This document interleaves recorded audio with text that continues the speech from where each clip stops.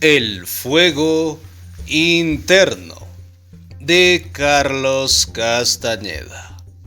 Parte 16. Pues bien, sean todos bienvenidos a nuestro espacio en audio. Estamos en la parte 16. Y sin más que acotar, vamos a la lectura. Parte 16. Capítulo 15. Los desafiantes de la muerte. Llegué a la casa de Genaro como a las 2 de la tarde. Don Juan y yo nos envolvimos en una conversación y después don Juan me hizo cambiar a niveles de conciencia. Aquí estamos nuevamente los tres. Igual como estábamos el día que fuimos a esa roca plana, dijo don Juan. Y esta noche vamos a hacer otro viaje a esa área. Ahora sabes lo suficiente para llegar a conclusiones muy serias acerca de ese lugar y de sus efectos en la conciencia. ¿Qué es lo que vamos a hacer en ese lugar?, pregunté. Esta noche te vas a enterar de unos asuntos tenebrosos que los antiguos videntes descubrieron acerca de la fuerza rodante, y vas a ver cómo es que los antiguos videntes eligieron vivir a cualquier precio. Don Juan se volvió hacia Genaro, quien estaba a punto de quedarse dormido. Le dio un leve empujón. ¿No dirías tú, Genaro, que los antiguos videntes eran hombres terribles?, preguntó don Juan. ¡Absolutamente!, dijo Genaro con un tono cortante, y luego pareció sucumbir a la fatiga. Comenzó a cabecear. En un instante dormía profundamente, apoyando la cabeza sobre el pecho con el mentón metido. Roncaba. Yo estaba a punto de soltar la risa, pero me di cuenta de que Genaro me miraba con fijeza, como si durmiera con los ojos abiertos. Eran hombres tan temibles que incluso desafiaron a la muerte, agregó Genaro entre ronquidos. ¿No tienes curiosidad por saber cómo desafiaron a la muerte esos hombres terribles?, me preguntó don Juan. Parecía exhortarme a que le pidiera un ejemplo de lo temibles que eran.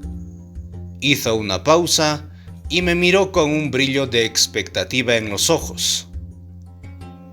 «Espera usted que le pida un ejemplo, ¿verdad?», dije. «Este es un momento grandioso», dijo sacudiéndome de los brazos y riéndose. «A estas alturas, mi benefactor me tenía comiéndome las uñas de pura curiosidad. Le pedí que me diera un ejemplo, y lo hizo. Ahora yo te voy a dar uno, aunque no me lo pidas». «¿Qué va usted a hacer?», pregunté tan asustado que tenía el estómago hecho nudos y la voz entrecortada. Don Juan tardó bastante en dejar de reír. Cada vez que comenzaba a hablar, le daba un acceso de tos y risa.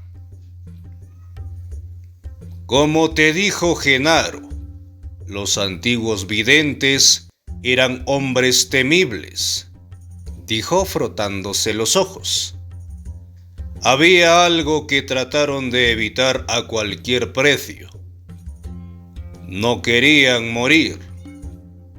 Es obvio que ningún hombre tampoco quiere morir, pero los temibles antiguos videntes tenían la ventaja de su concentración y disciplina para alinear otros mundos.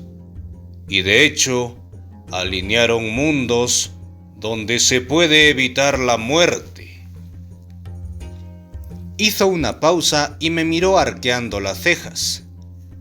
Me dijo que me estaba volviendo muy lento, que no hacía mis preguntas de costumbre.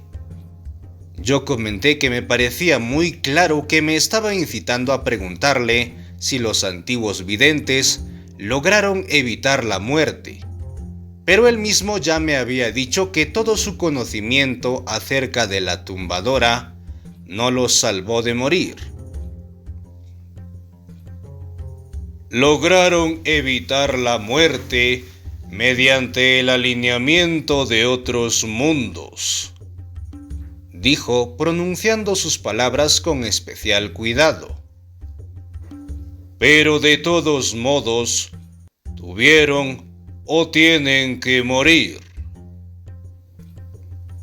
¿Cómo evitaron la muerte mediante el alineamiento de otros mundos?, pregunté. Los videntes observaron a sus aliados, dijo, y viendo que eran seres vivientes con una resistencia a la fuerza rodante mucho más grande que la nuestra, se ajustaron al molde de sus aliados. Don Juan explicó que solo los seres orgánicos tienen una abertura que parece un tazón. Su tamaño y su forma y su fragilidad hacen de ella la configuración ideal para apresurar la ruptura y el desplome de la concha luminosa bajo los embates de la fuerza rodante. Por otra parte, los aliados, que solo tienen una línea por abertura, le presentan una superficie tan pequeña a la fuerza rodante que resultan ser prácticamente inmortales. Sus capullos pueden resistir indefinidamente los embates de la tumbadora, porque aberturas del ancho de un cabello no ofrecen ninguna configuración ideal para la ruptura. Los antiguos videntes desarrollaron las más extrañas técnicas para cerrar sus aberturas, prosiguió don Juan. En esencia, estaban en lo correcto al suponer que una abertura del ancho de un cabello es más durable que una forma de tazón. ¿Aún existen esas técnicas?, pregunté. No, ya no, dijo. Pero aún existen algunos de los videntes que las practicaron. Por razones que desconocía, esta aseveración me provocó una reacción de terror sin límites. Mi respiración se alteró al instante y no pude controlar su ritmo. Sudaba copiosamente y mi cuerpo se sacudía.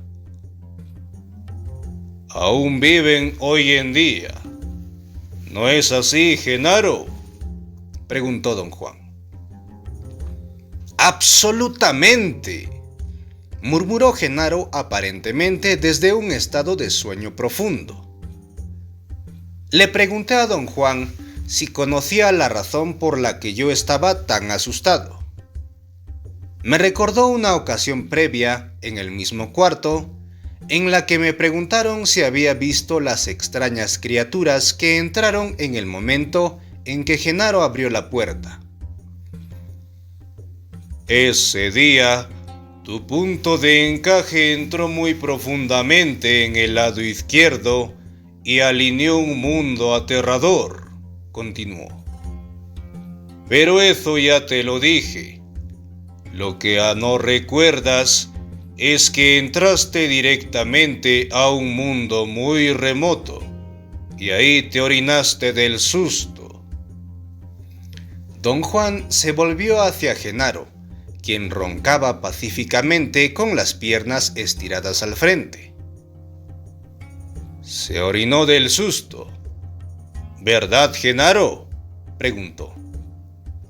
Absolutamente orinado, murmuró Genaro y don Juan se dobló de risa. Quiero que sepas que no te culpamos por sentirte tan asustado, prosiguió don Juan. A nosotros mismos nos repugnan algunas de las acciones de los antiguos videntes. Estoy seguro de que a estas alturas ya te diste cuenta de que aquella noche vistes a los antiguos videntes que aún viven hoy en día, pero no puedes recordarlo.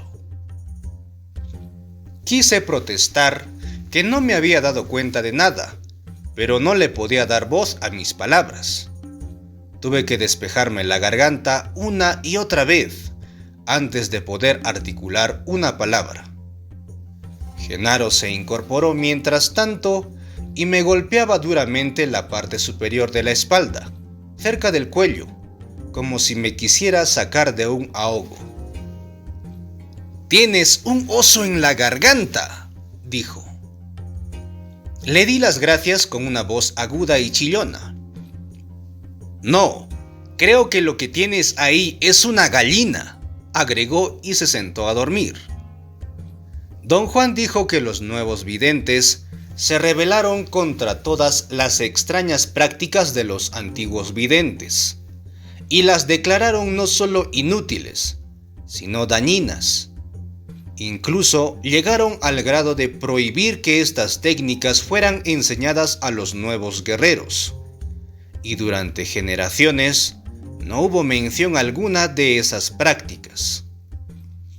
Fue a principios del siglo XVIII, cuando el nahual Sebastián, un miembro del linaje directo de nahuales de don Juan, volvió a descubrir la existencia de esas técnicas.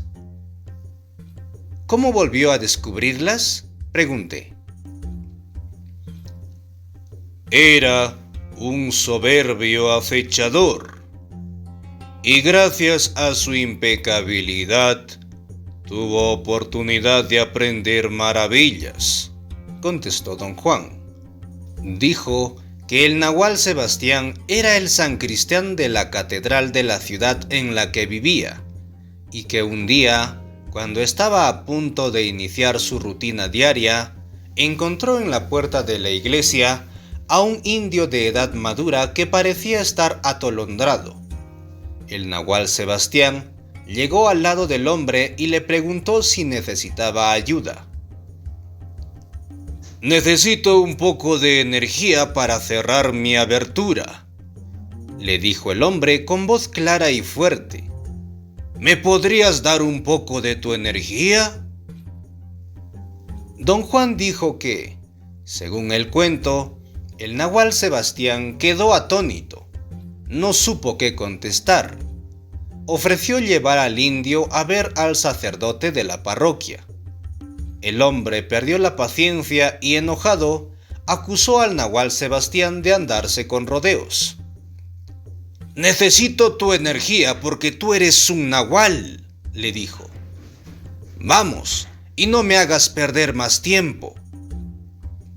El nahual Sebastián sucumbió ante el poder magnético del extraño y dócilmente lo siguió hasta las montañas. Estuvo ausente muchos días. Cuando regresó, no solo tenía un nuevo punto de vista sobre los antiguos videntes, sino también un conocimiento detallado de sus técnicas. El extraño era un antiguo tolteca, uno de los últimos sobrevivientes. El nahual Sebastián descubrió maravillas acerca de los antiguos videntes, continuó don Juan. Fue el primero que supo lo grotesco y extraviados que eran en realidad.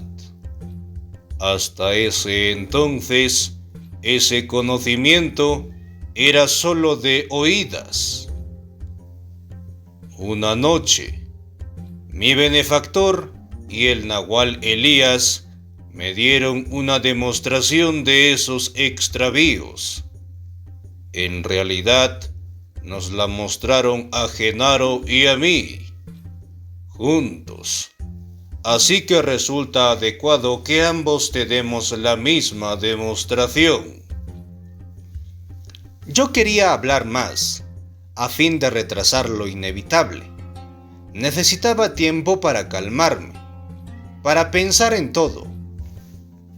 Pero antes de poder siquiera decir una palabra, don Juan y Genaro me sacaron prácticamente a rastras de la casa. Nos dirigimos a las mismas colinas erosionadas que antes visitamos. Nos detuvimos al pie de una gran colina árida. Don Juan señaló unas montañas en la distancia, hacia el sur, y dijo que entre el lugar en el que nos encontrábamos y un corte natural en una de esas montañas, un corte parecía una boca abierta. Había por lo menos 7 sitios en los que los antiguos videntes enfocaron todo el poder de su conciencia. Don Juan aseguró que esos videntes triunfaron porque fueron eruditos y audaces.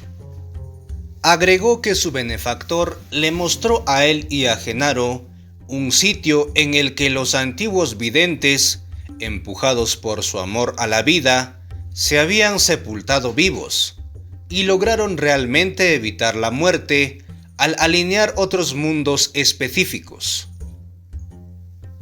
No hay nada inusitado en esos lugares, prosiguió. Los antiguos videntes se cuidaron de no dejar huellas.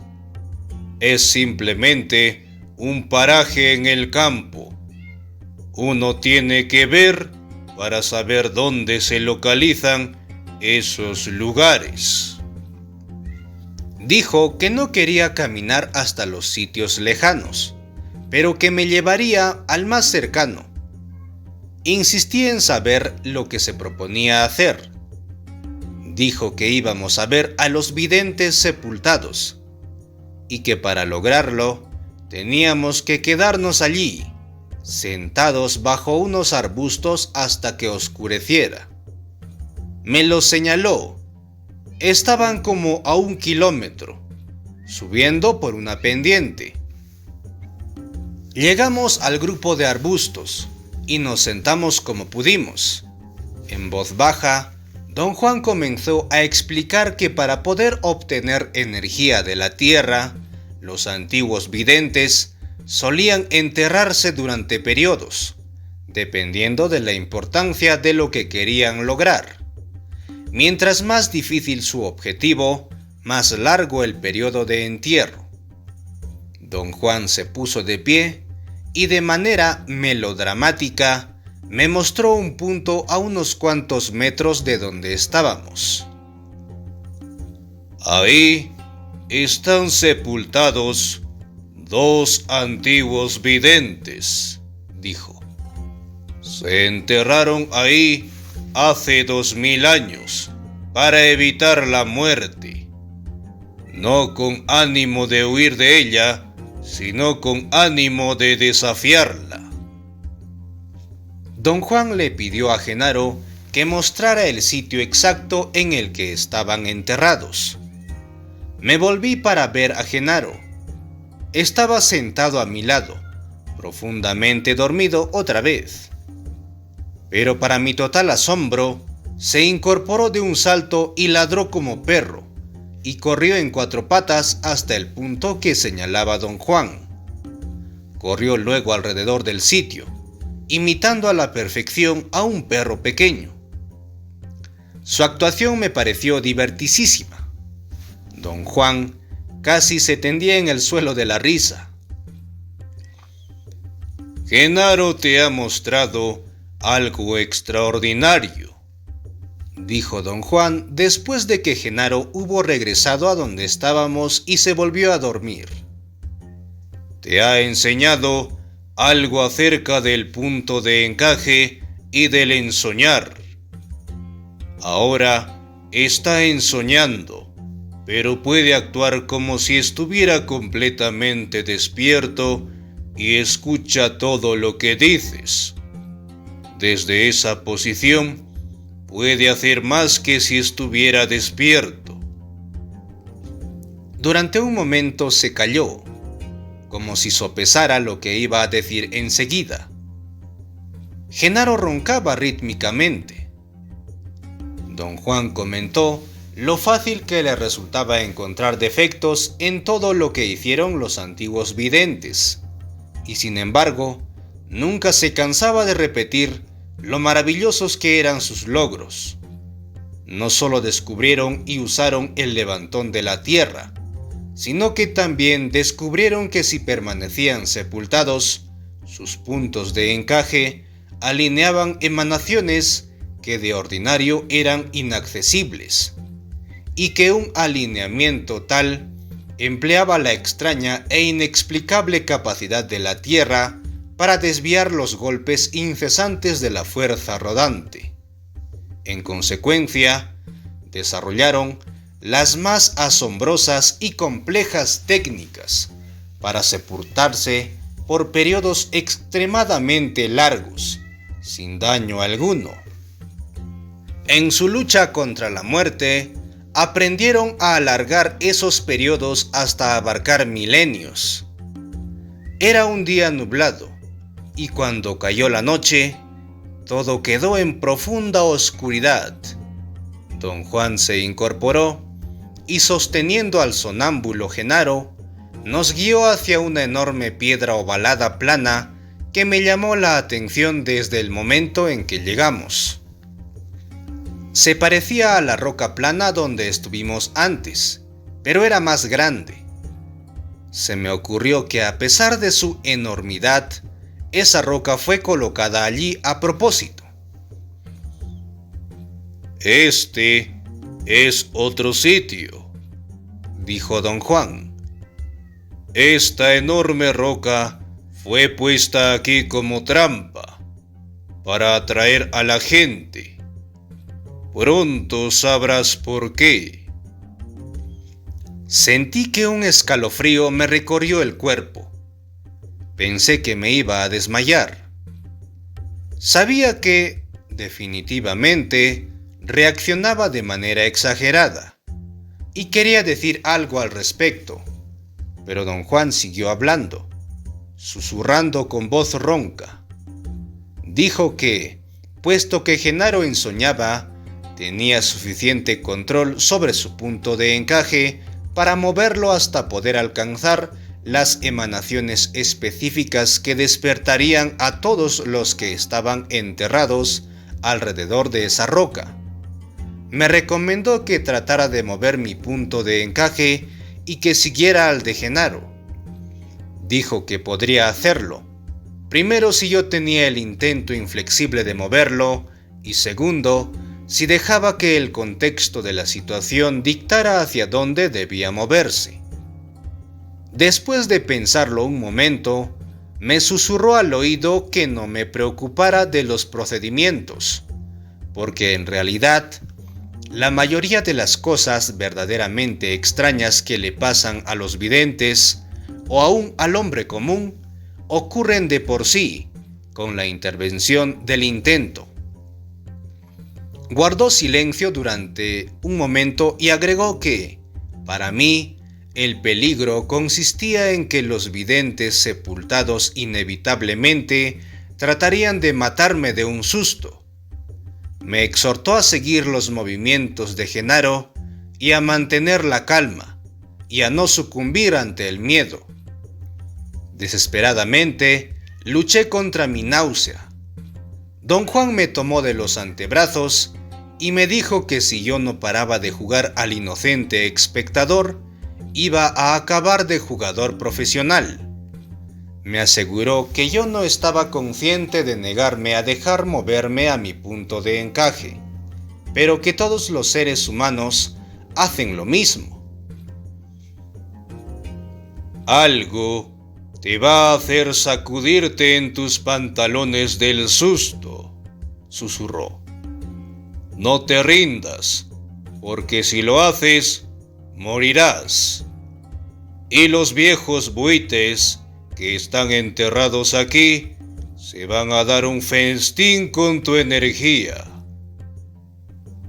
Salgamos de aquí, le rogué. Realmente no tengo ningún interés que me dé usted un ejemplo de lo grotesco que eran los antiguos videntes. Es demasiado tarde, dijo Genaro plenamente despierto y de pie a mi lado. Aunque tratáramos de huir, los dos videntes y sus aliados en el otro sitio nos cortarían el paso. Ya hicieron un círculo a nuestro alrededor. Ahorita hay como 16 conciencias enfocadas en ti. ¿Quiénes son?, le susurré al oído a Genaro. Los 4 videntes y su corte, contestó. Han estado conscientes de nosotros desde que llegamos. Yo quería dar la media vuelta y correr como alma que lleva el diablo, pero don Juan me tomó del brazo y señaló al cielo. Me di cuenta de que tuvo lugar un cambio notable en la visibilidad. En vez de la oscuridad total que prevalecía, había un agradable crepúsculo matutino. Rápidamente me orienté con los puntos cardinales. Definitivamente, el cielo se veía más claro hacia el este. Sentí una extraña presión alrededor de la cabeza. Me zumbaban los oídos. Tenía frío y fiebre a la vez. Jamás había sentido tanto miedo, pero lo que más me molestaba era una engorrosa sensación de derrota, de ser cobarde. Me sentí nauseabundo y miserable. Don Juan me susurró al oído que tenía que estar alerta, porque en cualquier momento los 3 sentiríamos el embate de los antiguos videntes. Si quieres, te puedes agarrar de mí, dijo Genaro con un rápido susurro, como si algo lo aguijoneara. Titubeé por un instante. No quería que don Juan pensara que yo tenía tanto miedo que necesitaba agarrarme de Genaro. ¡Ahí vienen!, dijo Genaro, susurrando con fuerza. Para mí, el mundo se paró de cabeza. En un instante, cuando algo me aferró del tobillo izquierdo, sentí el frío de la muerte en todo el cuerpo. Sabía que había pisado unas tenazas de hierro, quizás una trampa para osos. Todo eso relampagueó en mi mente antes de que soltara un grito penetrante tan intenso como mi miedo. Don Juan y Genaro se rieron a viva voz. Estaban a mis costados, a no más de 1 metro, pero yo estaba tan aterrado que ni siquiera los veía. Canta, canta por lo que más quieras. Escuché que don Juan me ordenaba en voz baja. Traté de liberar mi pie. Sentí una punzada como si agujas penetraran la piel. Una y otra vez, don Juan insistía en que cantara. Él y Genaro comenzaron a cantar una canción ranchera. Genaro declamaba la letra mientras me miraba a escasos 8 centímetros de distancia. Sus voces estaban roncas y cantaban tan mal, perdiendo de tal manera el aliento y saliéndose tanto del registro de sus voces que acabé riéndome. Canta o perecerás, me dijo don Juan. Hagamos un trío, dijo Genaro. El trío, los Calaveras, y cantemos un bolero. Me uní a ellos en un trío desafinado. Como borrachos, cantamos durante un buen rato a todo pulmón. Sentí que poco a poco la empuñadura de hierro soltaba mi pierna. No me atrevía a mirar mi tobillo. En cierto momento lo hice y me di cuenta de que no era una trampa lo que me aferraba. Una forma oscura, como una cabeza, me mordía. Solo un esfuerzo supremo impidió que me desmayara. Sentí que iba a vomitar y automáticamente me incliné hacia adelante, pero algo o alguien con fuerza sobrehumana me asió de los codos y de la nuca y no me dejó moverme. Ensucié toda mi ropa. Mi repugnancia era tan completa que comencé a caer, desmayado. Don Juan me salpicó la cara con agua que tomó de una pequeña calabaza que siempre llevaba consigo cuando íbamos a las montañas. El agua se deslizó por debajo del cuello de mi camisa. La frialdad restauró mi equilibrio, pero no afectó a la fuerza que me sostenía de los codos y del cuello. Creo que tu pinche miedo ya se sale de la medida, dijo don Juan en voz alta y con un tono tan práctico que creó inmediatamente una sensación de orden. Cantemos de nuevo, agregó. Cantemos una canción con sustancia. Ya no quiero más boleros. Silenciosamente le agradecí su sobriedad y su gran estilo. Me conmovió tanto escucharlos cantar La Valentina, que comencé a llorar. Sé porque tomo tequila, mañana tomo Jerez. Sé porque me ves borracho, mañana ya no me ves. Valentina, Valentina, rendido estoy a tus pies. Si me han de matar mañana, que me maten de una vez. Todo mi ser se cimbró bajo el impacto de esa inconcebible yuxtaposición de valores. Jamás había significado tanto para mí una canción. Al escucharlos cantar, algo que generalmente consideraba sentimentalismo pueril, creí entender el carácter del guerrero. Don Juan me inculcó que los guerreros viven con la muerte al lado, y de saber que la muerte está con ellos, extraen el valor para enfrentar cualquier cosa. Don Juan había dicho que lo peor que podía pasarnos es que tenemos que morir, y puesto que ese ya es nuestro inalterable destino, estamos libres. Aquellos que han perdido todo ya no tienen nada que temer. La Valentina, en ese contexto, era simplemente sublime. Caminé hasta don Juan y Genaro, y los abracé para expresar mi ilimitada gratitud y admiración por ellos. Sin decir palabra, don Juan me tomó del brazo y me llevó a sentarme a la roca plana. Ahora, la función está a punto de comenzar, dijo Genaro con un tono jovial mientras trataba de encontrar una posición más cómoda para sentarse. Acabas de pagar tu boleto de entrada. Lo tienes embarrado en todo el pecho. Me miró y los dos soltaron la risa. No te sientes demasiado cerca de mí, dijo Genaro, y mejor siéntate al otro lado de mí. Quiero estar a favor del viento, porque no hueles muy bien que digamos. Cuando pararon de reír, Genaro me habló otra vez. No te alejes mucho, dijo. Los antiguos videntes aún no acaban con sus trucos. Me acerqué a ellos todo lo que me permitía la cortesía. Durante un instante me preocupé de mi estado, pero al otro instante todos mis escrúpulos se volvieron una tontería al darme cuenta de que algunas personas se acercaban a nosotros.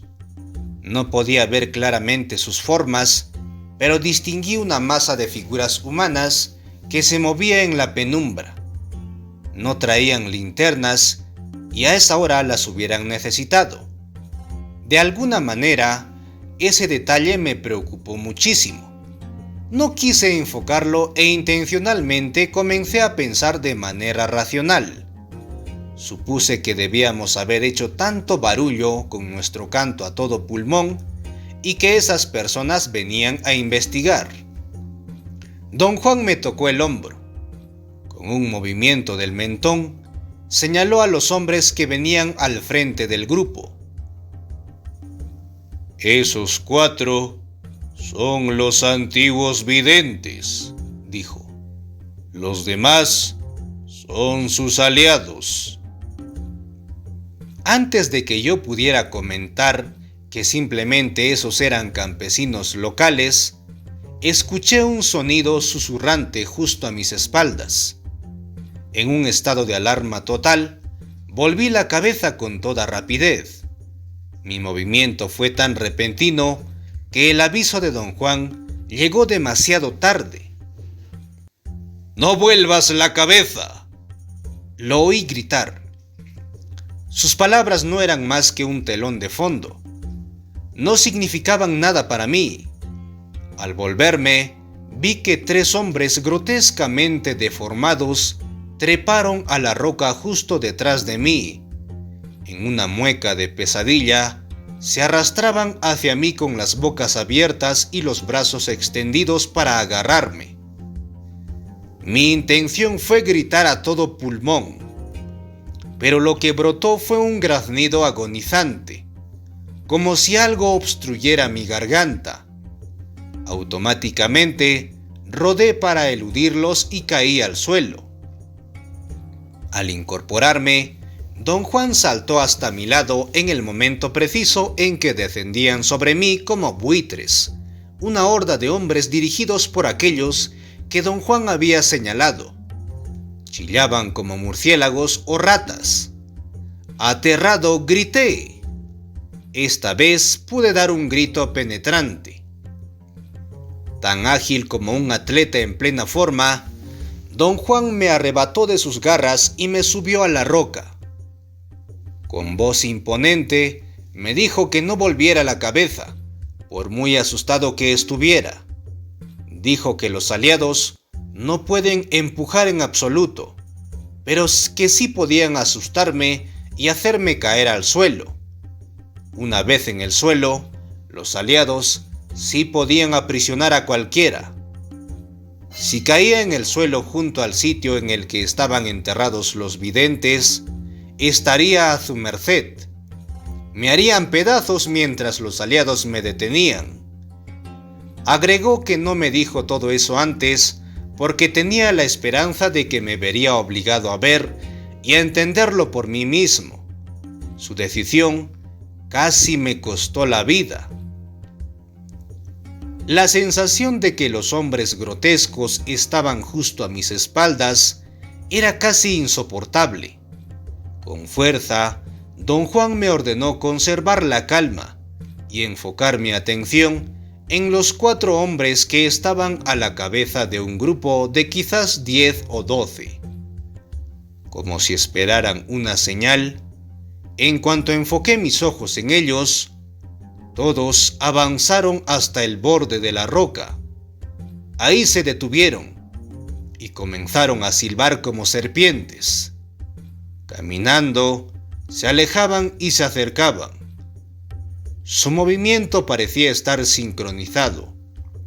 Era tan consistente y ordenado que parecía ser mecánico. Era como si siguieran un patrón repetitivo diseñado para hipnotizarme.